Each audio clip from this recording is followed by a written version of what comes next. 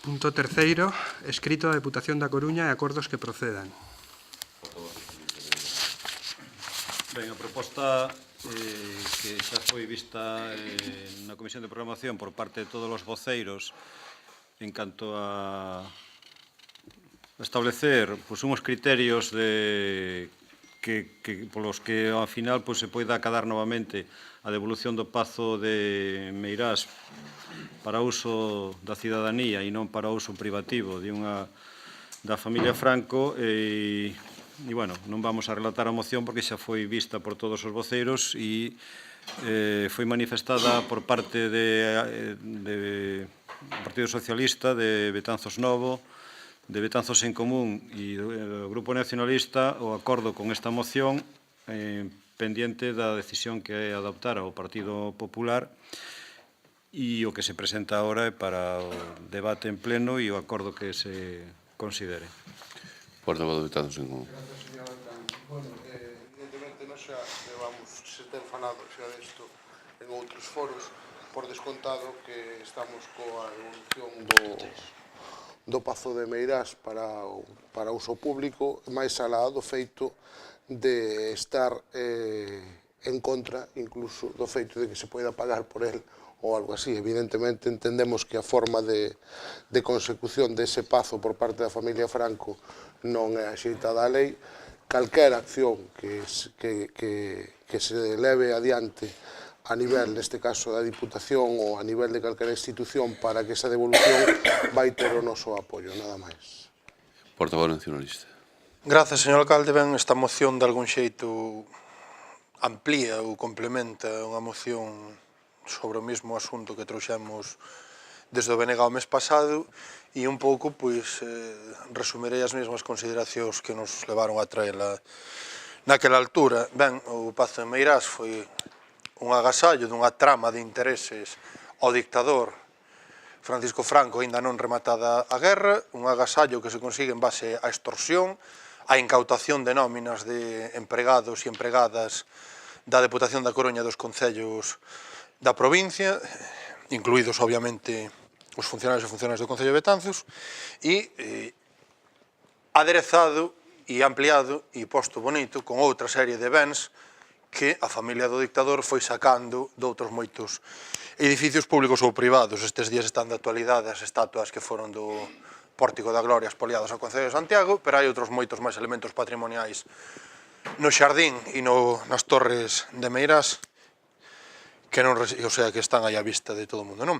Desde o noso punto de vista, do punto de vista do BNG, isto é unha cuestión capital de unha importancia simbólica enorme que ten a ver coa dignidade colectiva do noso povo, con como se saiu tamén da dictadura, ca lei de amnistía con esa lei de punto final da modélica transición, e, en definitiva, é tamén unha cuestión de xustiza e de reparación para quen padeceu o espolio, neste caso, para construir ou para montar ese agasallo ao dictador. Nós defendemos a recuperación, falamos en todo momento da devolución, de que as Torres de Meirás e os outros edificios expoliados volvan ao patrimonio público, non despropiar, porque efectivamente sería ridículo e absurdo pagarlles outra vez por algo que xa fomos obrigadas a pagar hai unhas cuantas décadas, non? E, polo tanto, obviamente estamos en contra de pagar con cartos públicos por ter algo que ten que ser de todos porque foi expoliado a todas e todos. E nese sentido, lamentamos, efectivamente, xa o dicíamos o mes pasado, ese nadar entre dúas augas da Xunta de Galiza, que por un lado financia que ese ben de interese cultural se abra ao público entregando cartos de todas e todos á familia Franco e por outro, se deixe ir facendo hasta que non queda máis remedio que poñan a multa porque é sangrante o incumprimento manifesto do réxime de visitas ao ben de interese cultural das Torres de Meirás, non?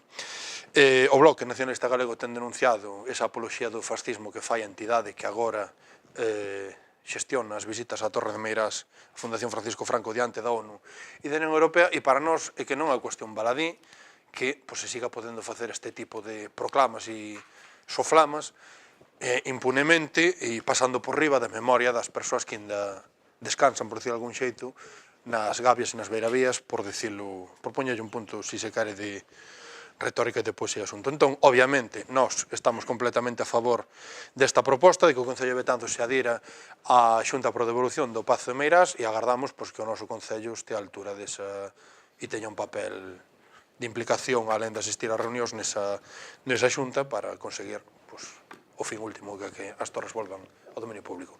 Mais nada, moitas gracias. Portavoz de Betanzos Novo. Ben, o pleno pasado o Bloque Nacionalista trouxe aquí unha moción parecida a cal nós emendamos. Casualmente este manifesto, digamos, leva incorporadas esas emendas que nos pedíamos, como que o Concello de Sada collera a xestión e que o Concello de Betanzos incorporara a Xunta pro devolución do Pazo de Meirás. Entón, non temos nada máis que dicir e apoiámoslo. Moitas grazas. Portavoz Popular. Sí, gracias, señor alcalde. Bueno, en primer lugar, mostrar las condolencias, antes de responder a esta moción, por el fallecimiento reciente de don José Antonio Sánchez Morales, empleado municipal del Ayuntamiento.